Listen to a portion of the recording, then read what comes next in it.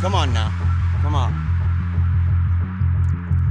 It's the Evening Emperor edition. Saturday, it's a weekend. Isn't this nuts? I'll tell you what else is nuts, is this awesome microphone. It's the awesome microphone. Gotta turn that bugger down just a little bit. It's picking up hot, but that's okay. And why? I don't know, because you're watching Paleocrat Diaries.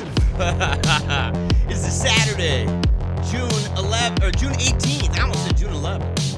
June 18th edition of Paleocrat Diaries. I'm your boy, the one and only Jeremiah Bannister, the OG, the Kaiser of the Wolfpack, the Paleocrat.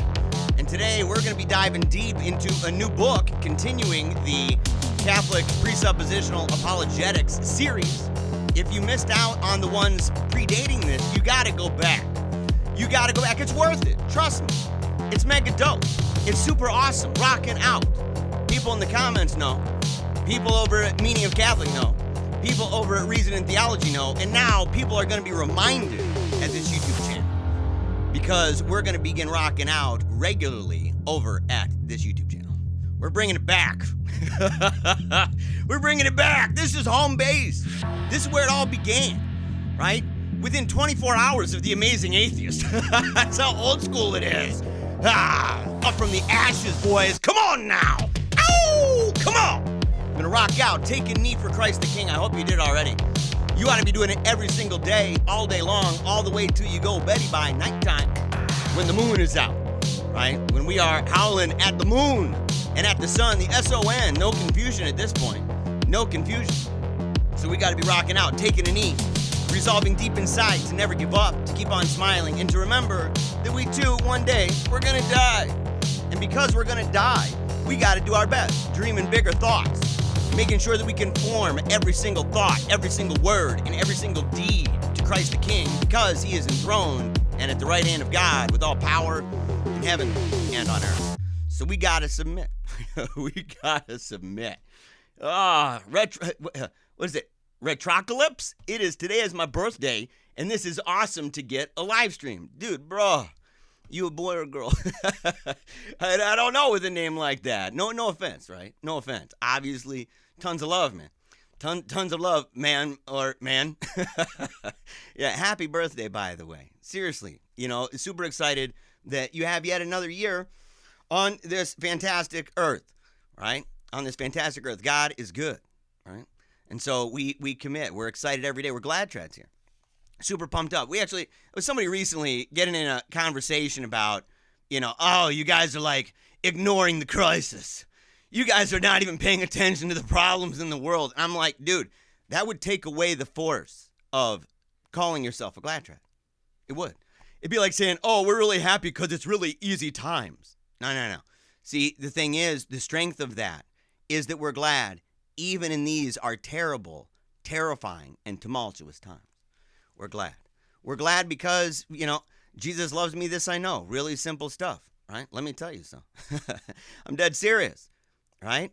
Jesus loves the little children, all the children in the world, right? We know this. And so, but we have to go out and let them know. We got to remind them in this post-Christian world. And we're going to talk a little bit about that. We talked about it in the Secularism series. And of course, we're going to be talking about it here. But before we do, real quick announcement from the SAINTMAKER. So if you've already seen the ad or you already went and got the SAINTMAKER with the promo code in the description below, go get yourself some coffee. Get some beer. You can have some beer. I don't feel so badly saying beer, at almost 10 o'clock at night. If it was, 11 in the morning or so. Well, I mean, I'd say it's it's a little later somewhere. It's always later somewhere. So, but then again, people are like, it's really early for me. You're telling me to drink at like 6. Maybe a little bit. maybe a little. So, but make sure to grab that. We'll be back in just a moment, and we're going to rock out. So we're going to be entering the octagon talking about this book here, The Root of the Revolution of the Modern Age by Eugene Father Seraphim Rose. Can a personal planner really make you a saint? Not by itself. But in our day and age of addictive apps and glowing screens, we're bombarded by constant distraction, and our quest for sainthood often takes a backseat. The SAINTMAKER is the first high-performance planner for the spiritual life, made by faithful Catholics for faithful Catholics. It's a work of genius, really, fusing the wisdom of the saints with the science of personal productivity. It's rigorous, but sainthood is tough. And most of us need help organizing our time, our work, our leisure, and our devotion, because that can help you become a saint. The SAINTMAKER is elegant, fits in your purse or briefcase, and is a perfect companion for your missal, Bible, or rosary. Published 4 times per year, each season includes daily planning pages, feast days, and devotions for both forms of the liturgical calendar, goal-setting pages, confession journals, and more. It's why the SAINTMAKER is used by hardworking Catholics, like CEO of Sock Religious Scott Williams, best-selling author Sam Guzman, YouTubers like Amber Schneider, a Catholic wife Dina Barca, and Brian Holdsworth, and priests like Father Corey Stitcha. Try the SAINTMAKER out, and if you decide that it's not for you, you can send it back for a full refund within 90 days. So go right now. Find your life planner at thesaintmaker.com. Quantities are limited though, so head on over to thesaintmaker.com to order yours and to start your SAINTMAKER journey today. Do it right now, thesaintmaker.com/PaleocratDiaries, promo in the description below. All right. You know what that sound is? You know what it is. You gotta go get those carrier pigeons. Stat! You gotta go get those carrier pigeons right now. You gotta get your xylophone. You gotta get your guitar. You gotta get the snare drum. You gotta get those bongos. You gotta go ahead, you gotta grab the cymbals, the flute, the clarinet. It does not matter. The magical conch. You gotta grab the shofar. You definitely 120 bazillion% have to grab the shofar. You're not allowed to grab a rain stick. Well, no, you are. You're allowed to grab the rain stick. The one person who's like, what, really? Yes, you go grab it right now. Because you got to let people know that we are on the air and that we're entering the octagon. We're entering the octagon of history, right? To let the world know about the glory of Christ the King, of Christendom, and all that it entails. And we're confronting that modern world, so we got to know it. We got to know, where did it come from? How did it get here? What is it made of? Because we're going to lure out that beast. It's subtle. Oh, it is. It's real subtle. It hides beneath the surface. It's inside the woods, lurking in the background and in the shadows. And we have to draw that bugger out. And we do so by the presuppositional method. We deconstruct the daylights out of it using their own claims, son, because they can't live that way. They cannot think that way. If they were staying true to their espoused worldview, what would happen? Collapse. Wow. It explodes all over the place. And we've got to let them know and watch as that thing burns, and then wrap our arm around them and say, I got a construction site to show you. I will construct contra error your wicked bad system. I'm going to do it. I'm going to do it. And we're going to end up showing them and leading them in, because we've got to do it. We're living through wicked bad times. That's why we resolve in our hearts, all aflame for the Lord. We resolve in our hearts to what? Never give up. Never, ever, ever give up. Keep on smiling. It's easy to do when you're tuning in to the show. And remember that you're going to die. That's why I wear the pin. Always reminding me that one day I shall be like, him. People won't remember, and that's okay. Because we're influencing, right? We're leaving our mark on the world. And we're part of a kingdom that shall have no end. Never, ever, never. Never, ever. Oh, man. Super psyched for all of you. Real quick. Over here in the comments section. Going to go through some of these real quick. A whole bunch of those wolf emojis. Very grateful for all of those. Very, very grateful for that. Phil. Yeah, Phil, he didn't say good evening. Yeah, he did. He had the 3 wolves. You know what, Phil? You're the man. I just want to say that, man. You're one of the folks, the regulars over at the Wolfpack Chat. If you are not part of the Wolfpack Chat, talking to others, of course, if you're not part of that, you are missing out. You are seriously missing out. I think we had 600 comments in a flurry. I think it was wasn't very long. It's a set of a contest guy who is tuned into the show, right? He's kind, actually. He said he likes my stuff for the most part. He enjoys it. But he came in and he wasn't balling, right? I was, to be honest, and I think he'd probably be watching this, I was a little bit let down. I was. I've said too much about the topic. I brought up a whole bunch of these quotes I stuck with pre-Vatican II popes about how his stuff is cuckoo bird nonsense, poo-poo trash. And so, but didn't address it. Didn't address it. Instead, he was doing what they always do, termite tactics. Little bit by little bit by little bit, trying to cast some shade and some doubt. And you're going right after the jugular with this system of apologetics. You're not playing footsies with that. One thing after another thing, ad nauseum, because they're going to go on forever. So you go, what am I doing here? What are we doing? And if you're not going to address that, well, he said adios. That was, it was him. Right? I tried saying something to him. Said it was kind of weak. Right? And look, he should reach out to me privately. Reach out to me privately, man. I'm more than willing to talk. No doubt about it. Right here, yeah, so nihilism, the root of the revolution of the modern age. We're going to be talking about that in just a second. Nanya said, what's good, Jeremiah? Finally getting notifications for the stream again. It's your boy, AR. Very, very grateful, man, to have my boy back. Yeah, very grateful for that. Let's see. Cole, Saturdays are for the Wolves. It's true. It's true. We're going to be rocking out.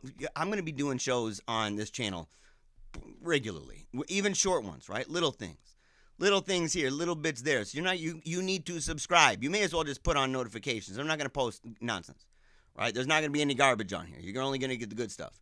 By the good stuff, I mean, anything we put out. It's true. It's true. It's cool shades of clock. Dude, it's always cool shades of clock. I wear these things in the dark, dude, when I'm sleeping. I wear them all the time. My wife's like, they are going to get stuck on you. And I'm like, they already are. They're already fused into the flesh. All right. So, yes, EBT. Man, this cat yesterday, if you missed it, look, again, if you're not in the Wolfpack chat, you missed a pretty grody conversation about some feet. and people saying, we need proof that your feet aren't, looking all grody. I'm not sharing pictures of my feet, you sickos. That's just not going to happen, you weirdos. You guys are like producers over at Nickelodeon, talking to little girls and stuff. Sickos, man. Seriously, turn the channel on that. Yeah, I'm not joking. Actually, really, they're real perverts over there. So, let's see. Nice glasses. Jeremy. I don't know who Jeremy is, but if his glasses are anything like mine, they're probably mega dope. So, thank you, man. Thank you. Toilet bowl Earth. Let's see. I see a Sedevicante umbrella in the glasses. Well, you see the umbrella, you're actually seeing a little bit of what I see here, okay? So you see the ring light. I've been using that lately. Kind of like it. I don't mind it reflects off the glasses. You can see the computer in front of my face, all the different things lined up here. And if I look over here, you can see the umbrella. Look at that. All right? I told you, I got some serious lighting. I got 3, 4, 5, 6. I got 6 lights bumping right now. And I got my key light, which is normally the big light, right? That's the big light. That's not on. I'm using the ring light instead. So, very grateful for that. Let's see. It's the 80s approaching. Yeah, but some of it's bad, guys. Some of it's bad. We cannot allow for the 80s to come back with the swoopy hair, the typhoon curls that the ladies had, the tight-rolled pants. That's got to go. The pleated gerbots, they cannot come back. We've already seen the mom jeans come back. It's not attractive, ladies. You will regret it, believe me. It was not a joke on SNL for no reason. It was definitely a joke. And you're doing it again. And a lot of these people that, they're not part of the Fat Shame to Fitness program, but they're wearing belly shirts. They really ought to be, because it's a shame what they're doing. I've seen it. Been to the mall. All right, let's see here. Last thing. Get the little kid xylophone. It's the only xylophones they make. It's the only xylophones they make, man. Yeah, poo-poo trash equals 1 push-up, dude. Yeah, you'll be doing a bunch of those probably. You'll be doing a bunch. Let's see. How much did you miss, Lysandra? Not very much. And I'm really grateful to see you, Lysandra. Of course. Him versus Jay Dyer, R&B singing their argument about the filioque over synth beats. Look, I have respect for the guy. I definitely do not jive with the internet blood sport thing, right? I'm not an internet blood sport guy. I'm glad trad. I'm also a very devout Roman Catholic, so we would have obvious disagreements. At the same time, I give credit where it's due, especially in the fight against the nihilists, in fact, the atheists, and others who, they don't care if he has an Orthodox cross or I've got a regular Roman Catholic crucifix. They're coming for the cross. They're coming for Christ. And to that extent, I'm quite glad to have him annihilating the daylights out of folks like Matt Dillahunty. Magician guy, yeah. Magician guy with the public access show. And so, I'm grateful for that. I'm grateful for that. And so, I don't know if I've got super chats. Honest to goodness, I don't even know if I'd want you to give. I used to have super chats, but I didn't do anything with the channel, so I don't know if it's even still around. But they take like 50%, so I'm not too excited about that. Not too pumped. All right, we're moving on. Okay, so here's the deal. I was talking to somebody about this, and they're like, well, why would you use this book? And I said, for the same reason that I've used multiple books from people who are not part of the Catholic Church, but I think that the books themselves on the topics that they discuss are excellent, right? So, for example, you give credit where it's due for folks like, I got to wear my normal glasses to read. So, folks like, oh my gosh, hold on, Walter Martin, okay? So Walter Martin, Ravi Zacharias over with the book Kingdom of the Cults, Hank Cannongraph, okay? He's now Eastern Orthodox, but he wrote the book when he was a Protestant on Christianity in Crisis. We talked about that when we talked about Word of Faith. Philip Jenkins, all right? I don't believe Philip Jenkins is a Roman Catholic, but his book on cults, mystics, and messiahs is absolutely fantastic, laying out a brilliant history. He's a professor, I believe, at University of Pennsylvania. Excellent work that he did on that, and I think it's fair. And so, like, at most, you would need to Catholicize parts or to emphasize the difference, but that's actually a good apologetic tool as well, to recognize the similarities and the differences that you may have with a certain system that otherwise produces something excellent. I think that's robustly Catholic. I think I'm following in the footsteps of St. John Paul II when he talks about the various differences of schools and philosophic thought, right? Philosophical opinions, and brings up numerous different schools of thought that have major differences, right? They're not all right in the same way at the same time, and yet he can see the value in those things insofar as they align and can be made harmonious with the Catholic truth. That's what Aquinas did too. So, all right, so introduction, the question of truth. What is nihilism? What is the nihilism in which we have seen the root of the revolution of the modern age? Several obvious examples of it spring immediately to mind. You have Mustache Man, his fantastic program of destruction. You have the Bolshevik Revolution, right? The Dada, the art stuff, right? Dadaism. There's the background from which these movements sprang, most notably represented by several possessed individuals of the late 19th century. You have Rimbaud and, Baudelaire, revolutionaries like Bakunin, prophets like Nietzsche. There is, on a humbler level, the vague unrest that leads some to flock to magicians like Mustache Man, Mustachio Guy, his goose-stepping mustache, right? And others to find escape in drugs or in false religions. You're going to find this, that the more we talk about this, the more you can see its fingerprints all over the place. All right? If a cesspool was able to have some fingerprints, it would be all over. in every sphere of life at this point, we've seen this creeping nihilism that is it's on a mission creep. And it's because it is ultimately a spiritual malady. But these represent no more than the spectacular surface of the problem of nihilism. The task we have set for ourselves in this chapter is broader, to understand the nature of the whole movement, of which these phenomena are but extreme examples. This is one of the reasons I particularly like this, is because it's approaching it from a place of systems analysis. That you're saying you're not just looking at a piecemeal issue, one issue here, one issue there. You're looking at the entirety of the system. And you're saying, what lies at the roots? We're going first things first, going for the jugular, pulling rugs out from beneath people. To do this, it will be necessary to avoid two great pitfalls: apology and diatribe.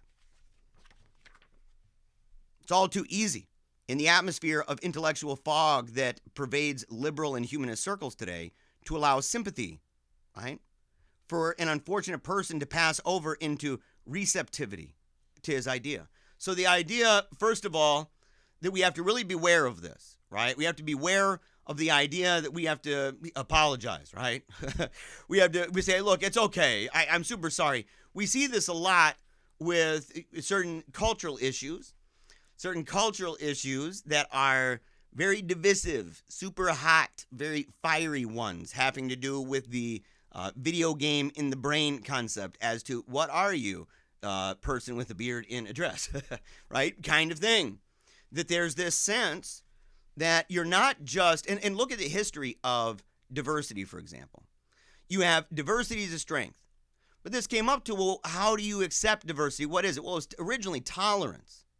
But then tolerance, how long did it take? Do you remember? Are you old enough to have lived through the heyday of that in the 90s? Back when diversity was still these really ridiculous cartoon-like archetypes of, black people or yellow people or brown people or white people in very traditional garments, white dudes in colonial outfits or in like Dutch clogs. You're like, what? That's, I guess, white people. That makes sense, yeah.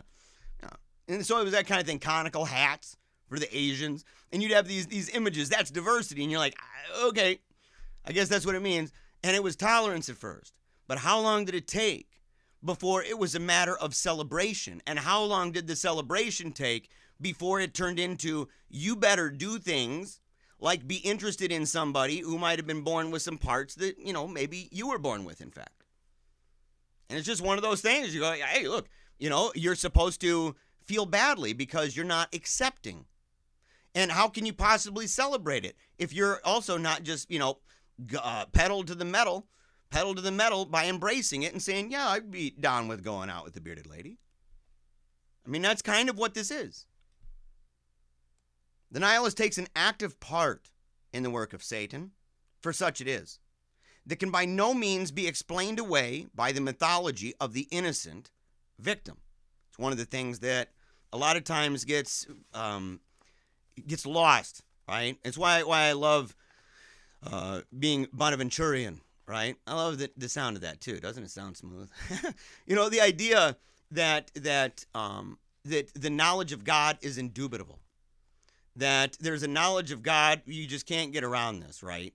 There's a certain knowledge that you have. It can be skewed, it can be suppressed, it can be a whole number of things, and yet it remains indubitable. And there's this idea that, well, they're just trying their best, dude. These people are just, perfect little peaches. You're like, no, there's a lot going on inside that mind. They have a conscience, for crying out loud. It might be seared. But it had to get seared. It might not be well formed, but it still exists. And to that extent, we're reaching out to that part of them. To that part of them, as whimpering as it may be at this point, to reach out to them, to reach out our hand and to pull them up from the muck and the mire of the situation that, in large part, or at least in part, they helped to create. They took part in. Nihilism has become, in our time, so widespread and pervasive, has entered so thoroughly and so deeply into the minds and hearts of all men living today, that there's no longer any front on which it may be fought. And those who think they're fighting it are most often using its own weapons, which they, in effect, turn against themselves. It's one of those things that, one of the reasons why I emphasize the method of presuppositionalism, to say, you do not answer the fool according to his folly, lest you be like unto him. You don't embrace his worldview. You don't embrace it. You can demonstrate that from that worldview it would be folly, because the next part, right? Answer the fool according to his folly, lest he be wise in his own conceit. But that's the only reason to ever do that, ever. And it's only insofar as answering him according to that. You're not embracing it. You're showing that according to that person's system, if that person's system was in fact true, they're ultimate authorities in their world. They're ultimate authorities on questions regarding metaphysics, questions regarding epistemology, questions regarding morality. They're ultimate authorities. If those things are in fact true as they espouse, and I'm very specific about that, as they espouse, then they would be left with absolute meaninglessness. They would lose intelligibility because they in fact have need for that hypothesis that we call God. Nietzsche, right? That there's no truth, that there's no absolute state of affairs, no thing in itself. This alone is nihilism, and of the most extreme kind. End quote. But what is the truth? The question is, first of all, one of logic. Before we discuss the content of truth, we must examine its very possibility and the conditions of its postulation. How is logic intelligible? We skip over this so often. So often we'll talk to people and we'll just think that if we just reason with them. But the thing is, there's something deeper than that. And that deeper thing is a foundation. We're looking at the house and we're saying, oh, we can just build and build and build and we can work on this and move things around. And you go, dude, it's literally in sinking sand. Their foundation is trash. It is garbage. And it is eating them alive. In the end, they will end up going into nothingness. A wicked, bad nothingness. And you need to address that. You need to address that they're in sinking sand. In fact, I think you're doing them a terrible disservice if you do not, in fact, address that they are in sinking sand.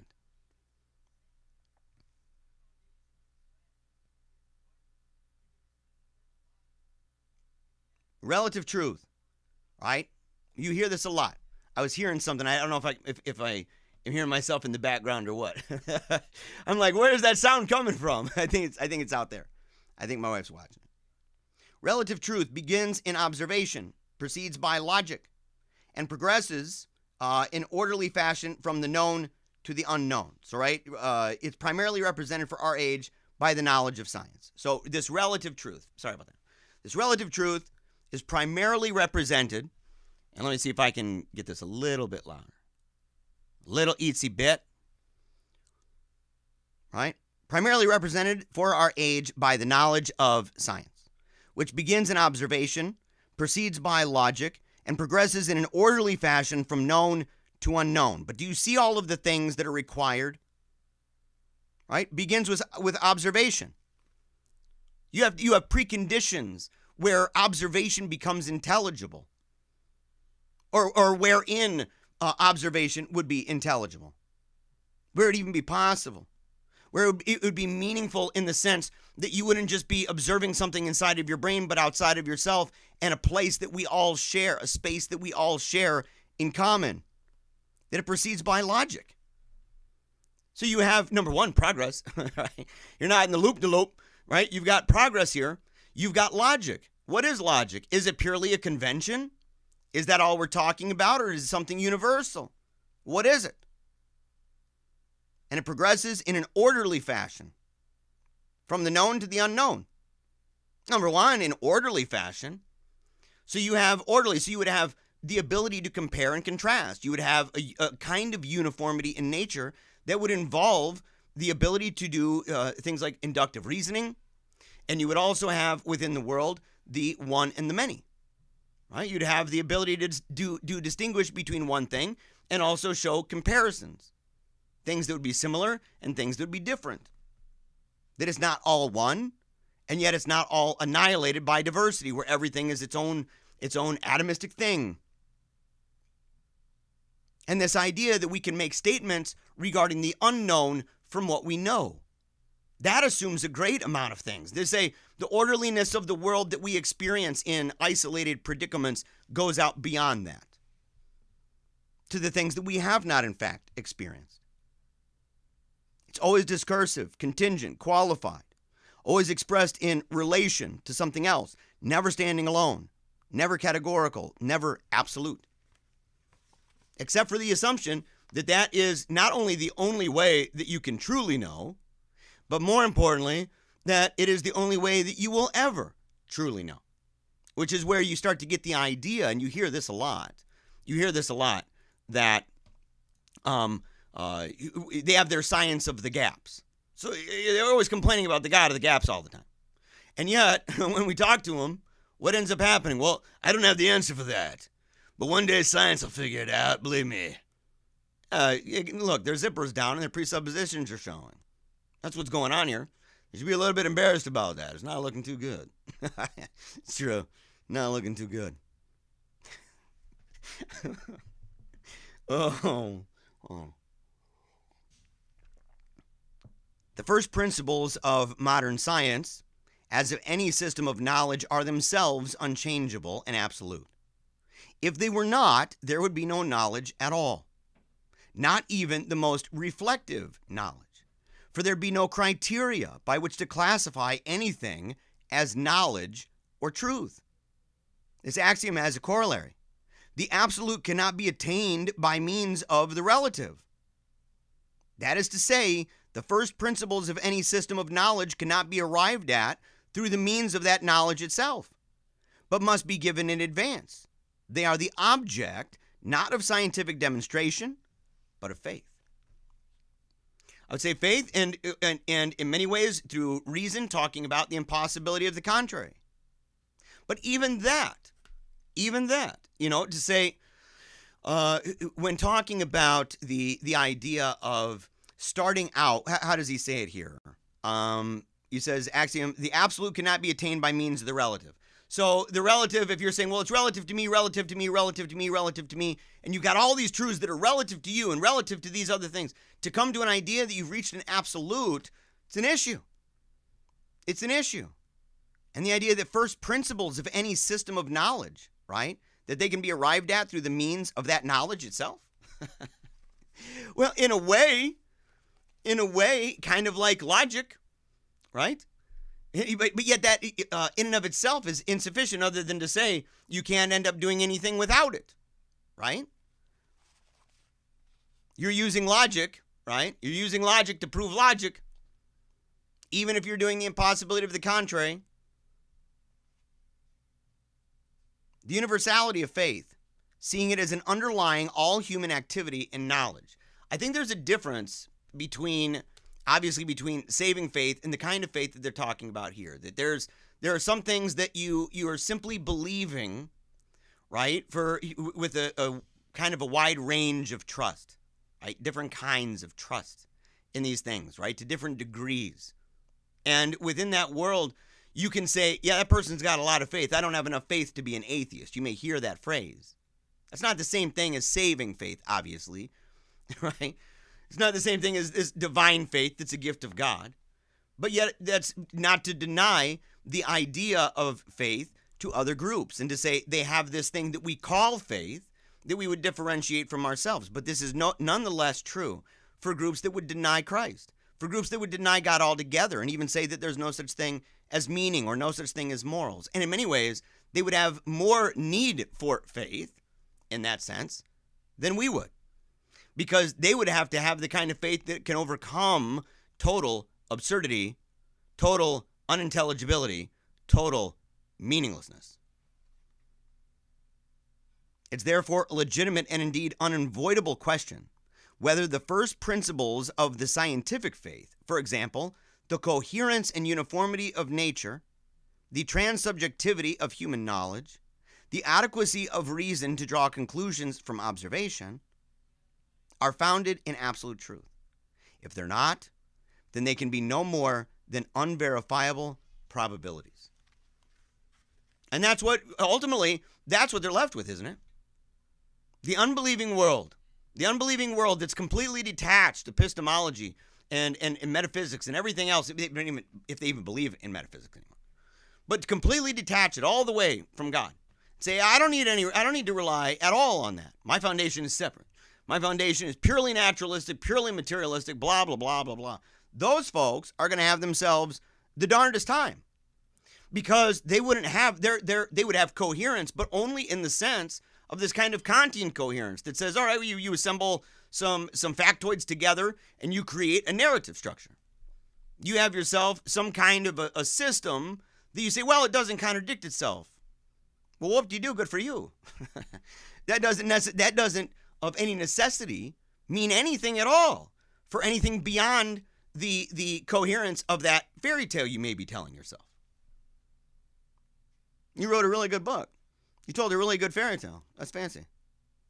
But it doesn't tap into the idea that is something that transcends and that extends to the very ends of the universe, that is true for all people at all times and all places. And they're left with these unverifiable probabilities, which is why they have the escape hatch all the time. They're able to say things like, well, this is, and they beat us over the head with the Billy Club, right? They use the Billy Club of Scientism constantly, just bashing us over the head. You better believe this. You better believe this about the ninja outfit that, talking like this. That's what they're doing. They're saying, you better do that, science says. And then all of a sudden it changes up and they're like, yeah, well, it's way different. And you go, dude, you were just telling me a little bit ago a bunch of things saying that this over here was true and now this is true. And they're like, well, it's new knowledge came in. That's how that works. I get that. But then what are you doing with the Billy Club? It's always an escape hatch. You could say something with certitude. That's the problem a lot of times, is the way that they treat it is this kind of certainty involved. And they just lash you, right? Slay you with the sword of their words all the time. They want to cancel you. All of these things. And based on what? Something that, per their own admission and per precedent, they may end up just scrapping like, dropping like it's hot. Dropping like it's hot. And just using that. Oh, yeah, it's totally legit. I used to say, like the sky was blue and now the sky is orange. Like, dude, you were like canceling me because I was saying that. I'm not saying the sky is orange, but, sometimes when it's pretty. Every man lives by faith. Likewise, every man, something less obvious but no less certain, is a metaphysician. The claim to any knowledge whatever, and no living man can refrain from this claim, implies a theory and standard of knowledge and a notion of what is ultimately knowable and true. That's as simple as saying that everybody is a philosopher, right? Everybody's doing some kind of philosophizing. They're in the world. They have an idea. They got a worldview. They have a system where they say, well, this is how you know something. This is the only way you can know, or this is what's good and bad, or this is how reality works. Yeah, you got to be realistic. They've got ideas about that. There's substance behind those words. And they can't get around that. You are living and moving and having your being in this world. You cannot get around that. The proclamation of the relativity of truth is thus a negative metaphysics. There are several principal forms of negative metaphysics, and each contradicts itself in a slightly different way. We may divide them into two general categories of realism and agnosticism, subdivided into naive and critical. Naive realism, or naturalism, is the impossible formulation of a scientific metaphysics.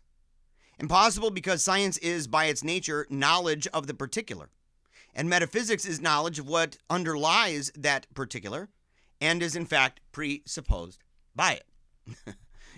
So you have yourself a problem, right? You have yourself a problem. It's one of the reasons why it's so bizarre to hear so many modern scientists bashing the daylights out of philosophy. Or why they don't think that they need a metaphysic to make sense of their epistemology. To make sense out of their method of knowledge at all. I don't need to know anything about that. It doesn't matter if you think you don't. You do no matter what. You have an idea of it no matter what. And in the comments, I love the logic just is cope. Well, they say the same thing with science. Science just is. That's just the way it is. Don't ask why. Why is a stupid question? That's baby talk. We're scientists. And the idea of science presupposes a host of things about the world. We already mentioned a whole bunch of them. And they allow it to go. It's subtle, it's behind the scene, it's beneath the surface. And the reason why is because, to be very brutally honest about the things that are necessary preconditions, wherein science even makes sense at all, to have that conversation, you are bound to begin saying things that would be necessary for that, for the intelligibility of it, right? To be able to repeat these things over and over and over again. The ideas of falsification or statistics, what would be necessary? Falsifiability, ethics, and a lot of that stuff's just going by the wayside. Now, some of the older schools kicking and screaming, and we're going to understand in the Nihilist Dialectic in the next episode. We're going to be talking about that. We may, depending on how far we get, we may end up talking a little bit today. We'll see. Probably not, though. No, I'll probably wait for that. But we'll talk about, the various schools and why it's a little bit of it's a little bit deceiving that you have groups that ultimately are infected with nihilism and also producing nihilism. There's this wicked relationship going on with that those groups sometimes disagree with each other, and that lends credibility to this notion that they are not part of the same nihilistic team, that death cult. And we're going to pierce through that. All philosophy presupposes, to some degree, the autonomy of ideas. Philosophical materialism is thus a species of idealism. Critical realism or positivism is the straightforward denial of metaphysical truth, proceeding from the same scientific predispositions as the more naive naturalism. It professes greater modesty in abandoning the absolute altogether and restricting itself to empirical relative truth. So the idea that on the one hand, people are like, look, the only way we can know anything at all is empirically. You got to experience it first. You got to be able to put it through the scientific method. Beyond that, there's no such thing as absolute truth. Or if there is, who could possibly know it? That's sort of a thing. And you see it come through in phases, right? As it played itself out. And it could have played itself out multiple different ways. But in the West, it played itself out. I remember kind of in the heyday, right? Or in maybe the death throes where it really started getting pretty rich into scientism. But the death throes where all of a sudden it was like you could no longer trust anything to do with reason, nothing to do with logic. There was no truth. And I remember being in college, and it was my first year. There's a teacher in class that, people are asking questions and raising their hands. And this girl raises her hand and she's like, because there's no such thing as absolute truth. And the teacher's like, oh, that's so genius. Oh, that's so great. I'm like, what? Are you saying that's true? I don't agree with that. How dare you? How dare you say that? Well, how dare you say I can't say that? And I'm like, and what am I even paying for this college for? If it's true that there's no truth involved in this, and we're stuck at this place where it's all just simply relative and subjective, up to you. Wow, what's your truth? That was the other part. What's truth to me is truth to me. And what's truth to you is truth to you. It's truth to me that you are cuckoo. You're cuckoo wacko. That you don't deserve my money. That I already gave you the money for the school. And they're like, no, you didn't. You still owe it. No, that's your truth. My truth. And I think it's rude that you're trying to force your truth on me. But I brought it up. I said, look, if that's how it's going to work in this class, and it's all truth, are we going to take tests or what? Do we need to get right answers on anything? Is there such a thing as a right answer? We were obviously in the death throes of clown world. Well, maybe the birth pangs. As with naturalism, the very positing of the first principle of positivism is its own refutation. Yeah. Agnosticism may be distinguished as naive or critical. Naive or doctrinaire agnosticism posits the absolute unknowability of any absolute truth. While its claim seems to be more modest even than that of positivism, it still quite clearly claims too much. If it actually knows that the absolute is unknowable, then the knowledge is itself absolute. That's the whole thing. When they're like, it's just like with morals, right? And we'll get into this, so I'm not going to go out too far off track. But it's the same thing. You have no right to force your beliefs on me. You just got to ask them this question. Be like, look, do you believe that? Yeah, I do. I don't. So what? Well, stop forcing your beliefs on me. What? You're forcing your beliefs on me. I don't agree with that. I think I can force my beliefs on you. I do. No, that's not right. Well, do you believe that? Yes, of course. Yeah. Yeah, again, I think it's right. I think it's actually quite good. How dare you? Why don't you listen and absorb? Because it's garbage. Because it's the kind of thing that you're losing brain cells, even trying to process. I can hear the brain cells bursting right now as I'm even talking about it. It's a terrible thing. It's a terrible thing. I'm probably injuring myself severely. Even talking about this. Only in critical or pure agnosticism do we find at last what seems to be a successful renunciation of the absolute. But if it's consistent, what do we have? Total solipsism. The video game in the brain. The idea, reality is like all inside my head. Am I in your head? You're a product of my head. No, it's all inside of my skull. Imagine the weird world of that. Right? The brain in the vat. Yeah, the brain in the vat. What a weird thing.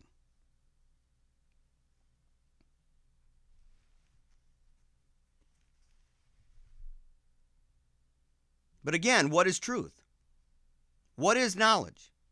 If there's no absolute standard, and this is it again, right? If there is no absolute standard by which these are to be measured, they cannot even be defined.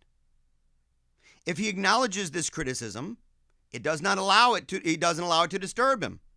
His position is one of pragmatism, experimentalism, instrumentalism. There is no truth, but man can survive, can get along in the world without it. Such a position has been defended in high places and in very low places as well in our anti-intellectualist century. But the least one can say of it is that it is intellectually irresponsible. It is the definitive abandonment of truth, or rather the surrender of truth to power. Whether that power be nation, race, class, comfort, or whatever their cause is able to absorb the energies men once devoted to the truth. And what we're finding here in each of these examples, right? And he's going to go on, he's going to talk about pragmatism too. Right? Just real quick, he says, yeah, the pragmatist and the agnostic may be quite sincere and well-meaning, but they only deceive themselves. And that's if, in fact, they are sincere and well-meaning. I would reject this. And I would say, no matter what they do, insofar as they're trying to convey that to you, they are relying on things, a conceptual framework about reality, about truth, about what's right, what's wrong, how do we know such things, what kind of world do we live in, what kind of being am I, are there other beings in this world, are things one and many, and all of those things, every one of those things, they're already using in their brain right now, already. All those things are there to even make sense of the conversation we're having with them, or the books we're reading that they wrote, that all of those things are operative, or else, if the world was in fact, as they say and not as we say, we wouldn't be doing any of those things. It would make no sense. It wouldn't even make sense that they're trying to convince us that what they're saying about there being no truth is in fact true.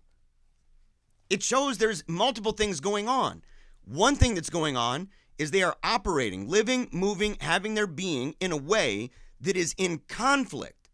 It is in conflict with their espoused worldview. So what they claim that they're believing, what they claim that they're advancing, like the person who says there's no such thing as good or bad. Those are the same people on the street screaming, bloody murder, foaming at the mouth over people who have differences of opinion over climate change, or differences of opinion over abortion, or any of these other controversial issues. They're out there, the ones with the pitchforks, foaming at the mouth, raging like lunatics, trying to cancel people left and right. And yet, you get them into a conversation, and a lot of these folks will say stuff like, yeah, there's no such thing as good and bad. There's nothing that's good or evil. It's just what's up to you. You just got to be your own special snowflake. Super individualism for the win. There's major cognitive dissonance. In other words, people can say a number of things about the world, about metaphysics, about epistemology, about morality. They can say a whole bunch of things about that. And they can say that their worldview, what they're espousing, whether an agnostic of various kinds, pragmatist, scientistic, doesn't matter. Doesn't matter. Whatever it is, even religious worldviews, all these other worldviews, they can say that all they want, but when pressed on that issue, they self-destruct. And the church assures us of that, by the way, because they're missing the prime piece of the puzzle. God. It's fake when people say that they have no need for that hypothesis, which it goes back away. Who's the dude that said that? Hold on, give me a second.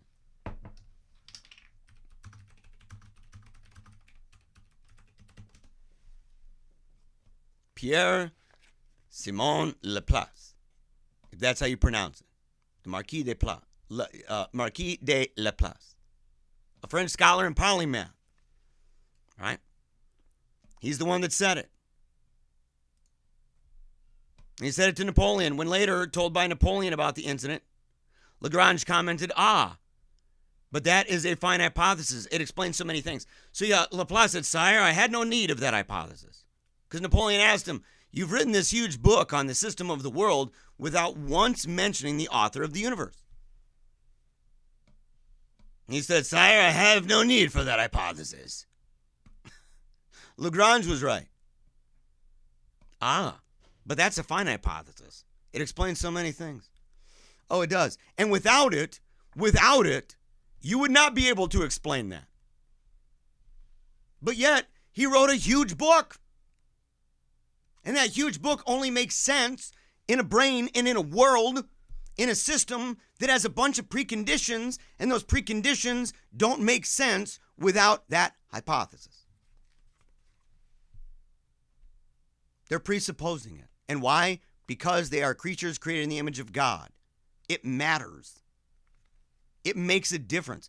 If you don't think it does, then you are ultimately Laplace.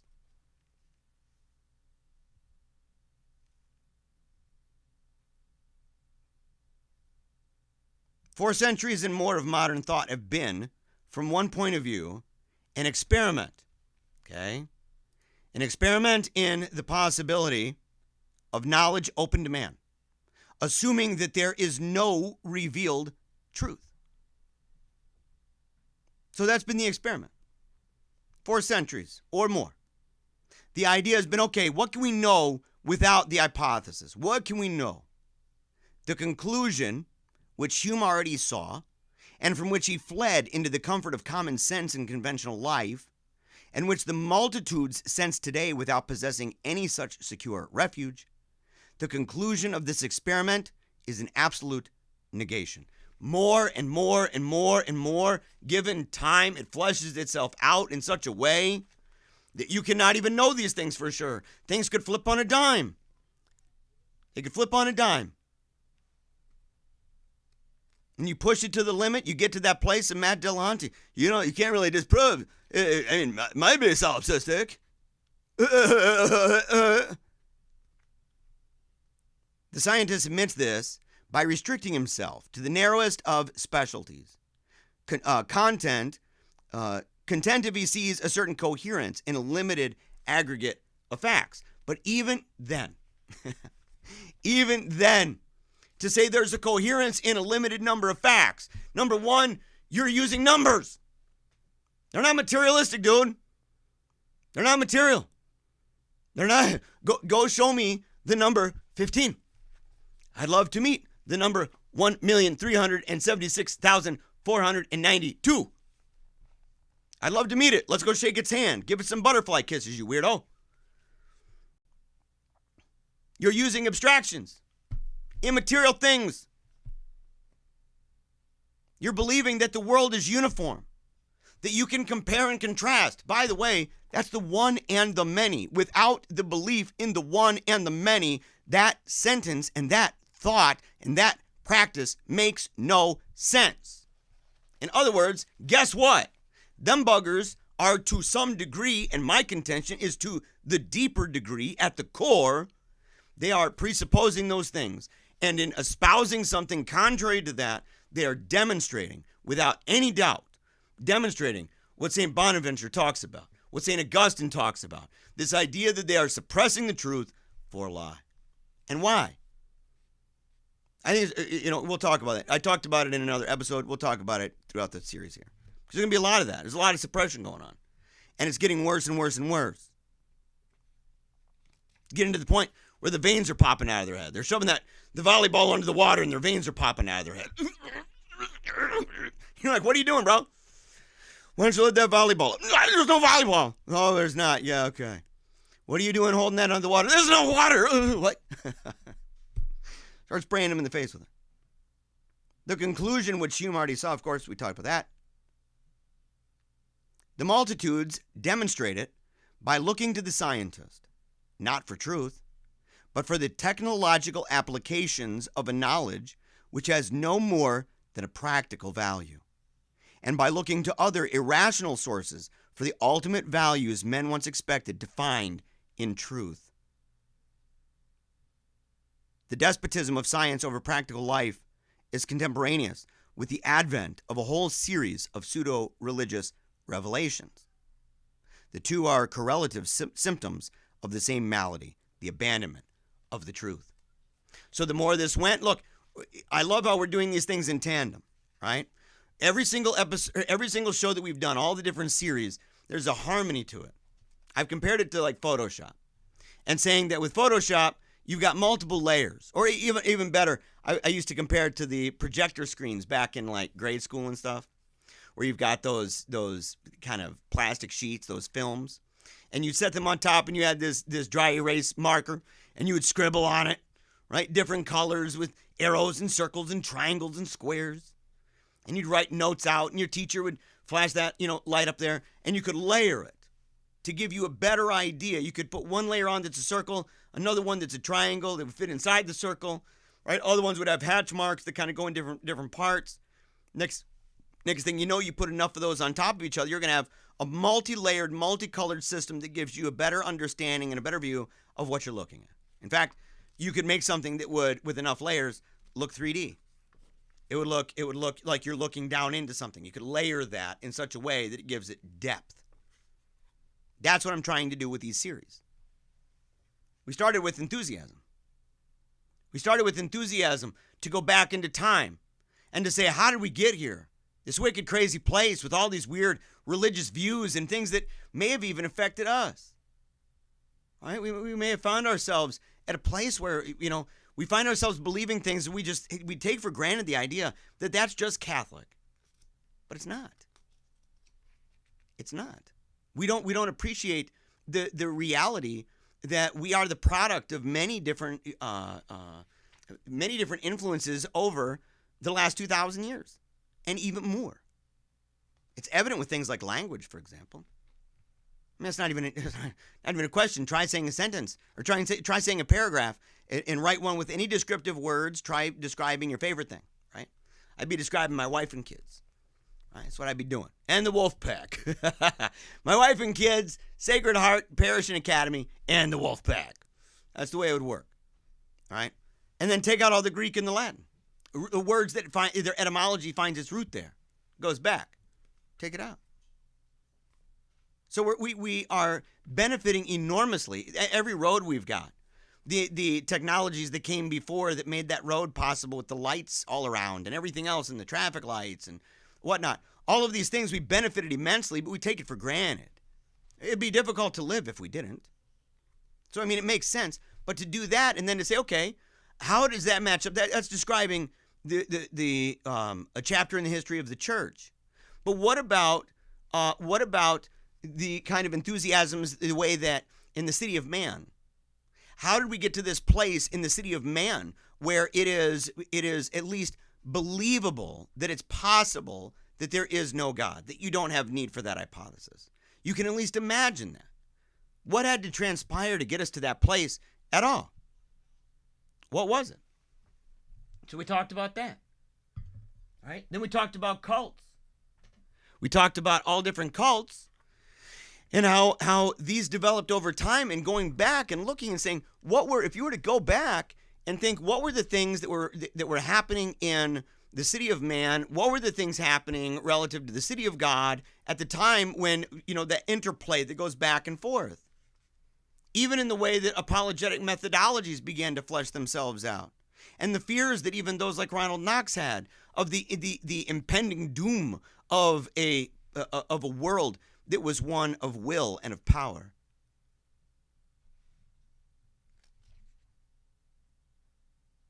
It's what happens. It doesn't happen overnight because God's gracious. But you give up on the idea of revealed truth. Our idea of truth begins with that.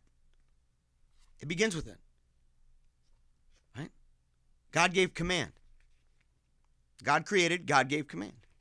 In Genesis. There's a covenant. There were rules. Rules about the world. He placed him in this thing.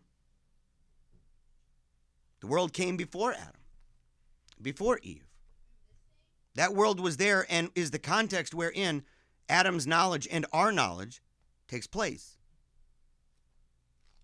In a way, that natural knowledge, that natural theology is revealed to us the moment we open our eyes. and increasingly peer into it all the time. Inescapable. It's all around us, within and without. They look to these things, pseudo-religions, different revelations, esoteric, occultic, fanatical sectarianism, enthusiasm, all over the place. And these are correlative symptoms of the same malady, the abandonment of truth. Logic, thus, can take us this far. Denial or doubt of absolute truth leads, if one is consistent and honest, to the abyss of solipsism and irrationalism. The only position that involves no logical contradictions is the affirmation of an absolute truth which underlies and secures all lesser truths. And this absolute truth can be attained by no relative human means. At this point, logic fails us, and we must enter an entirely different universe of discourse if we are to proceed. The question of truth must come in the end to the question of revelation. Yes, it must. And it must come into the idea that we can say that it is grounded in God and God's knowledge of the world. It's the only thing that saves coherence, by the way. It's the only thing. The only thing that saves coherence. You know, you sit there and you say that if you believe individual object, and you create a narrative structure, that's, like I said, that's the whoop-de-doo good for you thing, because you've created a little story for yourself in your little life with limited experiences on a very big planet, right? In a very much bigger universe. And you're saying, out of this little itsy thing, I've created, I think, this system, and this little itsy experience, this little nugget of experiences, I think it's true of the whole thing. Ta-da! Dude, fallacy, big time. Riddled. Audacious, actually. Arrogant, actually.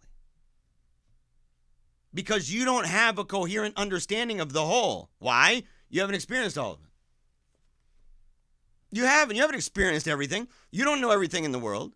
And you're not experiencing it at all times. Not just once, but at all times. So you have to presume that it just stays the same all the time everywhere. You have to make that assumption. Based on what? Your little super tiny ant experience in this universe? Well, you're like 25 years old? Yeah, wow. Dude, let's all bow down to that cat. What a weirdo, man. Oh, you're 80? Whoa, you're 80 years old. How long have we been around? How many experiences have you really had? I've been to some different countries. Okay, bro. Okay. You're still lost in this very, very limited thing. And it's God's design, by the way. Because then you're not relying on the chariots, the horsemen and the chariots of your own mind. You have to rely on a God who sees things coherently. God's the only one. God's the only one who would see all things coherently. All times, all places, all things as they are. He is the ultimate interpreter of those things. To that extent, we are reinterpreting those things or interpreting them in light of his understanding as he understands them. And if we deviate from that, we're deviating ultimately from the truth. Because he would know the truth in and of himself. His knowledge of those things as he intends them, as he made them, for their purpose and their design and their place and role in the world. Again, we're limited. Again and again and again and again, we're limited. Indeed, the man who does not accept fully and consciously a coherent doctrine of truth, such as the Christian revelation provides, is forced to seek such a doctrine elsewhere. This has been the path of modern philosophy, which has ended in obscurity and confusion because it would never squarely face the fact that it cannot supply for itself what can only be given from without. The blindness and confusion of modern philosophers with regard to first principles and the dimension of the absolute have been the direct consequence of their own primary assumption, the non-existence of revelation. For this assumption, in effect, blinded men to the light of the sun and rendered obscure everything that had once been clear in its light. Yes. Yes. You know, it's one of these things.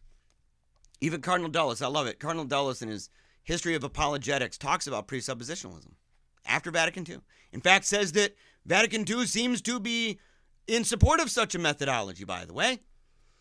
Cardinal Dulles, and that, what is that maybe the best, tell me if I'm wrong, is that maybe the best book regarding the history of apologetics and touching on Catholic apologetic methodology that's ever been written? Is there a better one? But in that, it's the same thing, that there's a greater fullness in the faith, that these things that the world is groping and grasping after all over the place, trying to figure out, and constantly in this loop, that they think they've reached the summit, they think they've reached this place, only to find themselves back up to the cloud of Wittgenstein and his dumb freaking ladder. And to find it, oh, crud, we're back again, whammy. It's like Press Your Luck, that old show. It's like Press Your Luck. No whammies, come on. No whammies, no whammies. Stop. Oh! They're going up that ladder. No whammies, no whammies, no whammies. I'm going to get up there. And they get up there, and what do they find? Wittgenstein. Pass over all those things in silence. Because the entire ladder so far, based on your assumptions about the world, your espoused presuppositions, makes this entire exercise folly. And we've known that, by the way, for a very long time, ever since Proverbs were written. Ever since the passage about the fool saying in his heart that there is no God. We've known it for 2,000 years.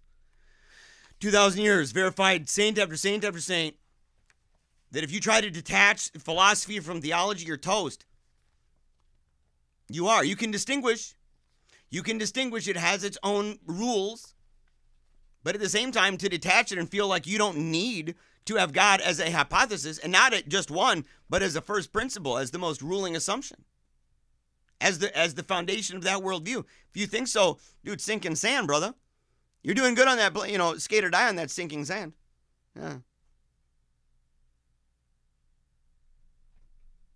In fact, no one lives but by the light of some revelation. I would add, by special revelation or natural, with natural theology. Be it a true or a false one, whether it serve to enlighten or obscure. He who will not live by the Christian revelation must live by a false revelation, and all false revelation leads, in fact, to the abyss. There is no man, however, for so the God who is truth created him, who does not seek this truth. And that's the tension.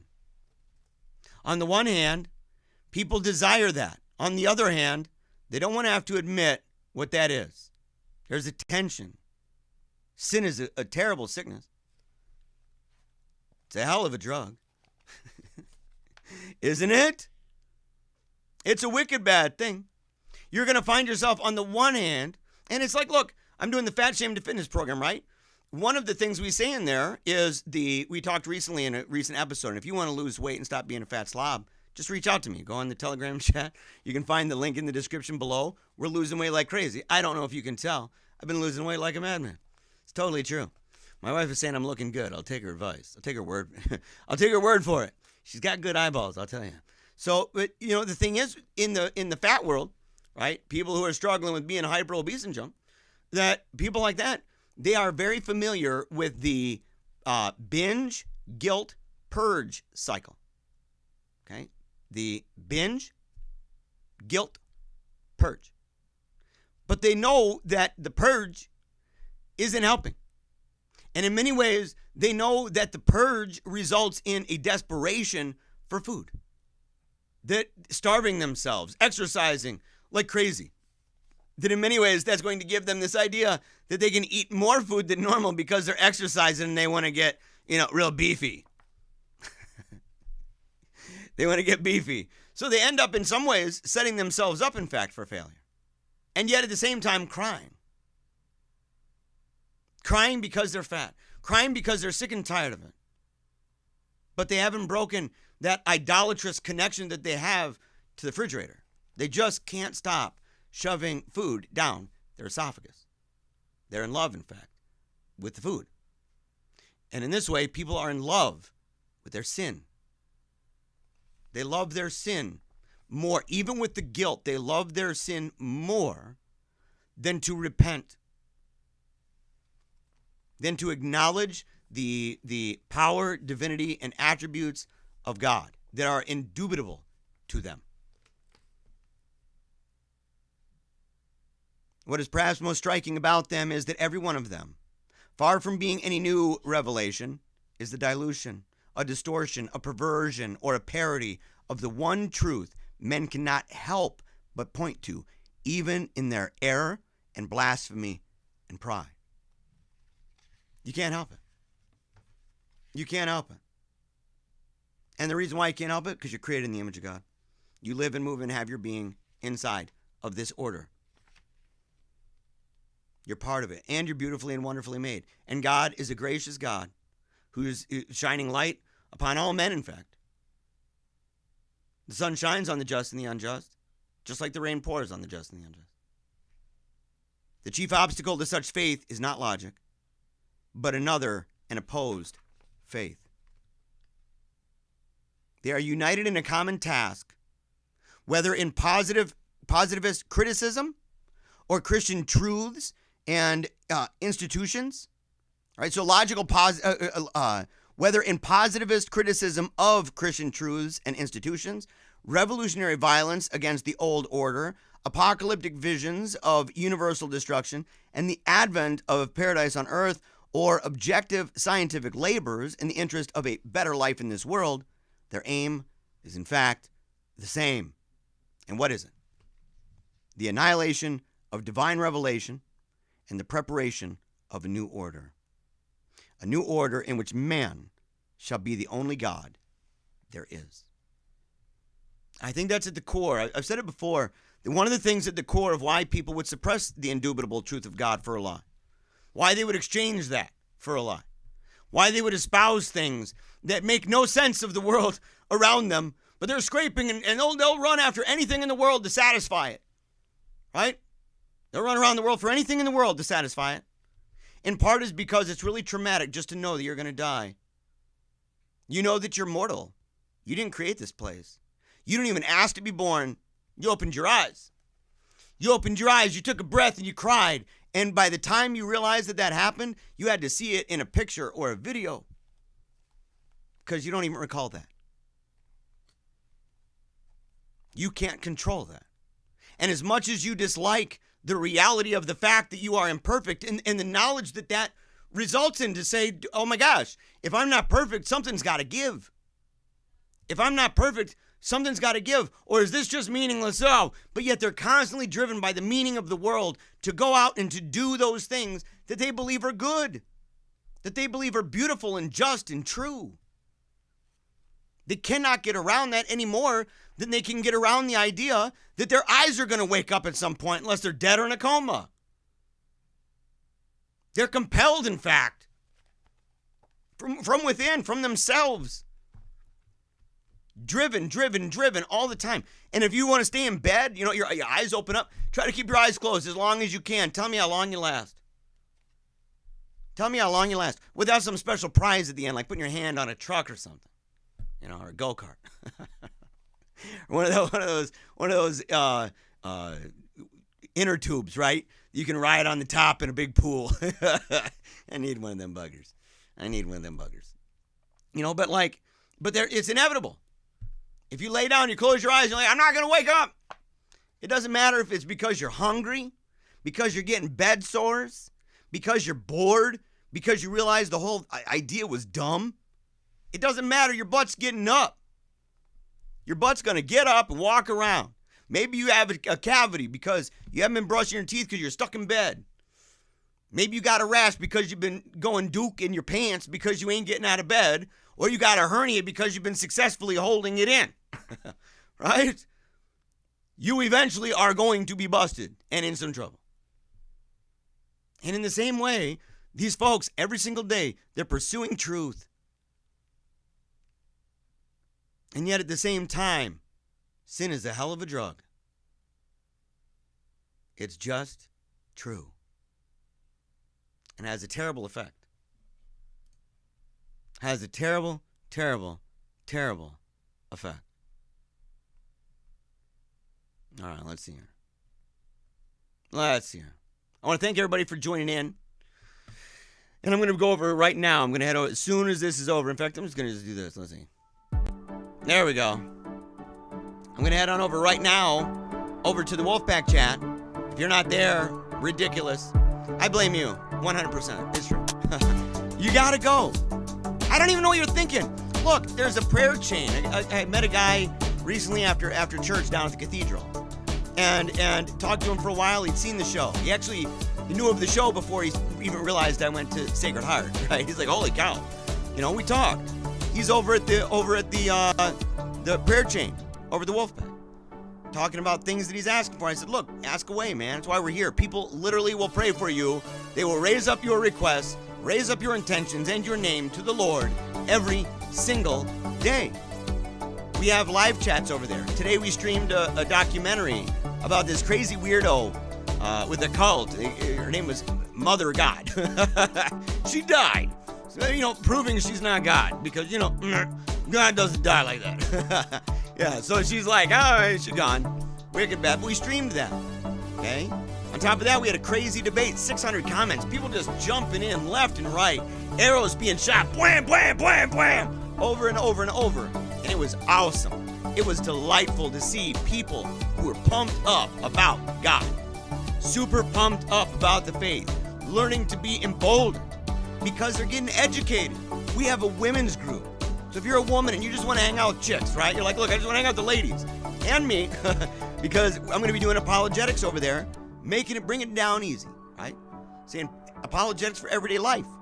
For the mom and the wife, okay? We're going to be doing that. We've got a book club going through St.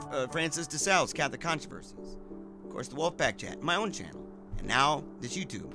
So go over there right now. Link in the description below. I'll see you in the live chat right after this. Till next time, never give up, keep on smiling, and memento mori. I wanted to make people dream bigger thoughts.